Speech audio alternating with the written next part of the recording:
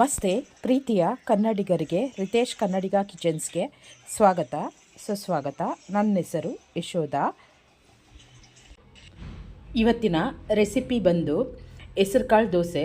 ಇದು ಆರೋಗ್ಯಕ್ಕೂ ತುಂಬ ಒಳ್ಳೆಯದು ಮತ್ತು ದೇಹಕ್ಕೂ ತಂಪು ಮತ್ತು ಬಹಳ ಬೇಗನೆ ಮಾಡುವಂಥ ರೆಸಿಪಿ. ಇದರ ಜೊತೆಗೆ ಸಿಂಪಲ್ಲಾಗಿ ಮಾಡುವಂಥ ಕಾಯಿ ಚಟ್ನಿನ ತೋರಿಸ್ತಾ ಇದ್ದೇನೆ ನೋಡಿ. ಕಾಯಿ ಚಟ್ನಿ ಮತ್ತು ಹೆಸರುಕಾಳಿನ ದೋಸೆ ಕಾಂಬಿನೇಷನ್ ತುಂಬ ಚೆನ್ನಾಗಿರುತ್ತೆ. ಒಂದು ಸಾರಿ ಮಾಡ್ಕೊಂಡು ನೋಡಿ, ತುಂಬ ಸಿಂಪಲ್ಲಾಗೂ ಆಗುತ್ತೆ. ನಾನು ದೋಸೆ ಮಾಡೋ ಹಿಂದಿನ ರಾತ್ರಿಯೇ ಹೆಸರುಕಾಳನ್ನು ಮತ್ತು ಅಕ್ಕಿನೂ ನೆನೆಸಿಟ್ಕೊತಾ ಇದ್ದೀನಿ ನೋಡಿ. ನಾನು ಹೆಸರುಕಾಳು ಈ ರೀತಿ ಇರೋದನ್ನು ತೊಗೊಂಡಿದ್ದೀನಿ. ನೀವು ಬೇಕಾದರೆ ಕಾಳನ್ನ ಉಪಯೋಗಿಸ್ಬೋದು. ಅದ್ರ ಜೊತೆಗೆ ಒಂದು ಅರ್ಧ ಕಪ್ಪು ಅಕ್ಕಿ ತೊಗೊಂಡಿದ್ದೀನಿ.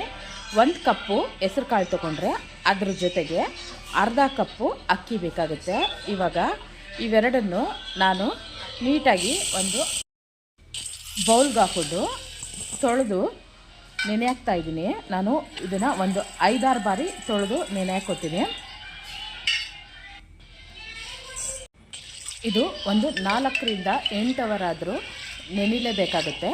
ಅದರಿಂದ ನಾನು ಈ ರೀತಿ ತೊಳೆದು ನೆನೆ ಹಾಕ್ಕೊತೀನಿ. ಇದು ಮುಚ್ಚಿಟ್ಬಿಟ್ರೆ ಬೆಳಗ್ಗೆ ನೀಟಾಗಿ ನೆಂದಿರುತ್ತೆ ನೋಡಿ. ಬೆಳಗ್ಗೆ ಆಗಿದೆ, ಇವಾಗ ಇದು ನೀಟಾಗಿ ನೆಂದಿದೆ. ಈ ಥರ ನೆನಿಬೇಕು. ತೋರಿಸ್ತೀನಿ ನಿಮಗೆ ನೋಡಿ.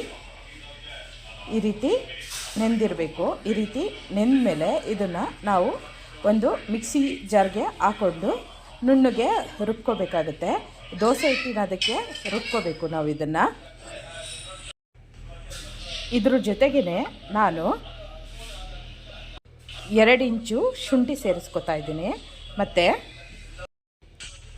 ಒಂದು 4ರಿಂದ 5 ಹಸಿಮೆಣಸಿನ್ಕಾಯಿ ಸೇರಿಸ್ಕೊತಾ ಇದ್ದೀನಿ. ಇದ್ರ ಜೊತೆಗೆ 1 ಸ್ಪೂನಷ್ಟು ಜೀರಿಗೆನೂ ಸಹ ಸೇರಿಸ್ತಾ ಇದ್ದೀನಿ. ಜೊತೆಗೆ ರುಚಿಗೆ ತಕ್ಕಷ್ಟು ಉಪ್ಪನ್ನು ಸೇರಿಸ್ತಾ ಇದ್ದೀನಿ.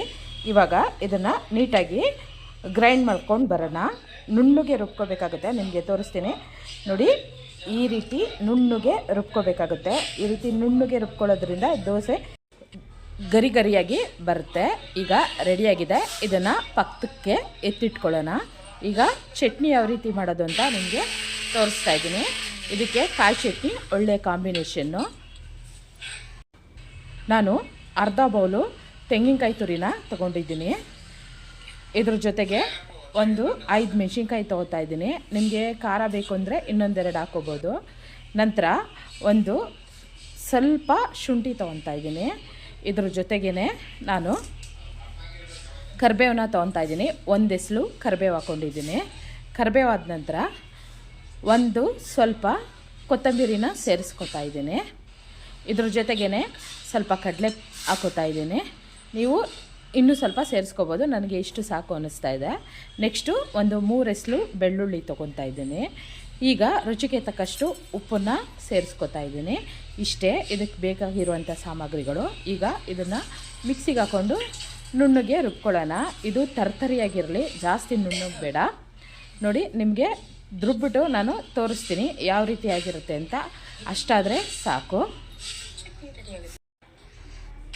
ನೋಡಿ. ಚಟ್ನಿ ರೆಡಿಯಾಗಿದೆ. ಇಷ್ಟಾದರೆ ಸಾಕು, ಚೆನ್ನಾಗಿರುತ್ತೆ ಚಟ್ನಿ. ಇವಾಗ ಒಂದು ಒಗ್ಗರಣೆ ಕೊಟ್ಕೊಳ್ಳೋಣ. ಸಾಸಿವೆ, ಕರಿಬೇವು, 1-2 ಮೆಣಸಿನ್ಕಾಯಿ ಹಾಕಿ ಒಗ್ಗರಣೆ ಕೊಟ್ಟರೆ ಚಟ್ನಿ ರುಚಿಯಾಗಿರುತ್ತೆ. ಈಗ ನಾವು ಚಟ್ನಿಗೆ ಹೆಸರುಕಾಳು ದೋಸೆನ ರೆಡಿ ಮಾಡ್ಕೊಳ್ಳೋಣ. ಒಲೆ ಮೇಲೆ ಒಂದು ಹಂಚಿಟ್ಕೊಂಡು, ಹಂಚು ಚೆನ್ನಾಗಿ ಕಾಯ್ದ ಮೇಲೆ ಸ್ವಲ್ಪ ಎಣ್ಣೆ ಹಾಕ್ಕೊಂಡು, ಎಣ್ಣೆನ ನೀಟಾಗಿ ಒಂದು ಈರುಳ್ಳಿ ಗೆಡ್ಡೆಯಿಂದ ಈ ರೀತಿ ಸ್ಪ್ರೆಡ್ ಮಾಡ್ಕೋಬೇಕಾಗುತ್ತೆ. ಈ ರೀತಿ ಮಾಡಿಕೊಂಡು ನೀಟಾಗಿ ಒಂದು ಸಾರಿ ಒರೆಸ್ಕೊಂಡು ದೋಸೆ ಹಾಕೋದ್ರಿಂದ ದೋಸೆ ಗರಿಯಾಗಿ ಬರುತ್ತೆ. ಆದ್ದರಿಂದ ನಾನು ಈ ರೀತಿ ಮಾಡ್ಕೋತೀನಿ. ಈ ರೀತಿ ಮಾಡಿದ ನಂತರ ದೋಸೆ ಇಟ್ಟಿದೆಯಲ್ಲ ಅದನ್ನು ಹಂಚ ಮೇಲೆ ಹಾಕ್ಕೊತಾ ಇದ್ದೀನಿ. ಈ ರೀತಿ ಹಾಕ್ಕೊಂಡು ನೀಟಾಗಿ ಈ ಥರ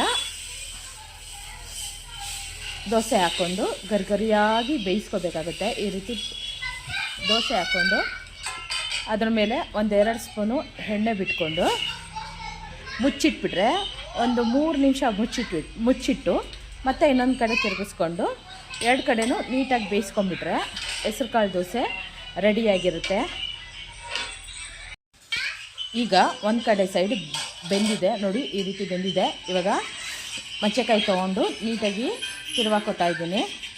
ತಿರುವಾಕೊಂಡು ಇನ್ನೊಂದು 2 ನಿಮಿಷ ಬೇಯಿಸ್ಕೊಂಡ್ರೆ ಹೆಸ್ರು ಕಾಳು ದೋಸೆ ರೆಡಿಯಾಗುತ್ತೆ. ಬೆಳಗಿನ ಬ್ರೇಕ್ಫಾಸ್ಟ್ಗೆ ಬಹಳ ಈಸಿಯಾಗಿ ಮಾಡುವಂಥ ರೆಸಿಪಿ ಇದು. ಮಕ್ಳಿಗೂ ಸಹ ತುಂಬ ಇಷ್ಟ ಆಗುತ್ತೆ ಮತ್ತು ಆರೋಗ್ಯಕ್ಕೂ ಒಳ್ಳೆಯದು. ಶುಗರ್ ಪೇಷಂಟ್ಗಳಿಗೂ ಸಹ ನಾವು ಇದನ್ನು ಆರಾಮಾಗಿ ಕೊಡ್ಬೋದು ಬೆಳಗಿನ ತಿಂಡಿಗೆ. ನೀವು ಒಂದ್ಸರಿ ಟ್ರೈ ಮಾಡಿ. ನನ್ನ ವಿಡಿಯೋ ಇಷ್ಟವಾದಲ್ಲಿ ಲೈಕ್ ಮಾಡಿ, ಶೇರ್ ಮಾಡಿ, ಸಬ್ಸ್ಕ್ರೈಬ್ ಆಗಿ. ಧನ್ಯವಾದ ಗೆಳೆಯರೇ.